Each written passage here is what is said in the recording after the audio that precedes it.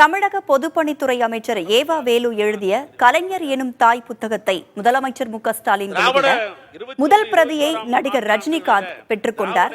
சென்னை கலைவாணர் அரங்கத்தில் நடந்து வரும் நிகழ்ச்சியில் அமைச்சர் ஏவா வேலு பேசி வருகிறார். அதனை பார்க்கலாம். என்று சொன்னால் விஸ்வநாதனிலிருந்து அண்ணாவிலிருந்து தந்தை பெரியாரிலிருந்து என் தலைவர் கலைஞர் முதல் கொண்டு இங்கே பட்டியல் போட்டார்கள் நம்முடைய அடிகளார் அவர்கள்.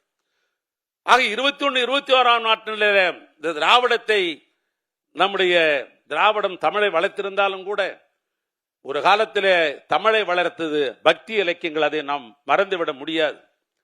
என்னடா ஒரு பகுத்தறிவாளன் இப்படி பக்தி இலக்கியத்தை பேசுகிறான் என்று கூட நீங்கள் எண்ணக்கூடும். ஆனால் உண்மை என்னவென்று சொன்னால் பிற்பகுதியிலே திராவிடம் தமிழை வளர்த்திருந்தாலும் கூட ஆக தமிழை வளர்த்த பெருமை பக்தி இலக்கியத்திற்கு ஒன்று. அந்த பக்தி இலக்கிய சமயக்குறள்கள் 4 பேர், அதில் 2 பேர், ஒன்று திருஞான சம்பந்தர், இன்னொன்று மாணிக்க வாசகர். அந்த புத்தகத்தை நான் பிரட்டிய பொழுது அதிலே அருமையான ஒரு வார்த்தை இருந்தது. அவனி தாயன நின்று உகந்த தலைவன் என்று ஒரு வார்த்தை இருந்தது.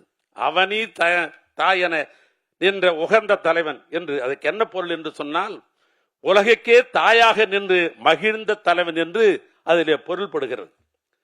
மாணிக்கவாசகர் எழுதிய திருவாசகத்தை என்ன சொல்கிறார் என்று சொன்னால் தாயிற் சிறந்த தயா ஆனந்த தத்துவன் என்று எழுதியிருந்தார். அதுக்கு என்ன பொருள் என்று சொன்னால் தாய் போல் சிறந்த கருணை உள்ளம் கொண்டவர் என்று அதில் பொருள் இருந்தது.